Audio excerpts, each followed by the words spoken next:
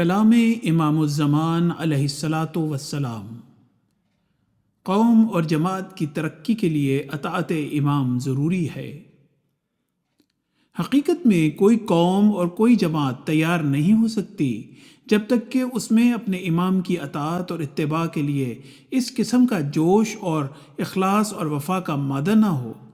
حضرت مسیح علیہ السلام کو جو مشکلات اور مصائب اٹھانے پڑے، ان کے عوارض اور اسباب میں سے جماعت کی کمزوری اور بے دلی بھی تھی۔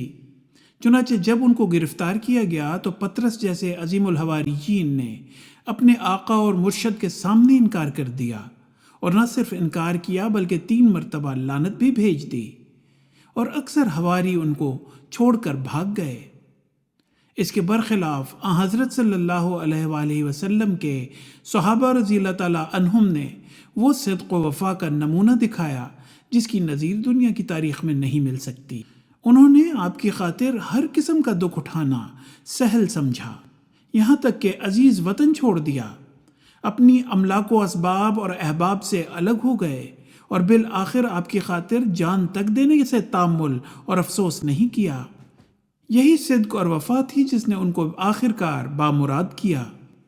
اسی طرح میں دیکھتا ہوں کہ اللہ تعالیٰ نے میری جماعت کو بھی اس کی قدر و مرتبہ کے موافق ایک جوش بخشا ہے، اور وہ وفاداری اور صدق کا نمونہ دکھاتے ہیں۔ حوالہ ملفوظات۔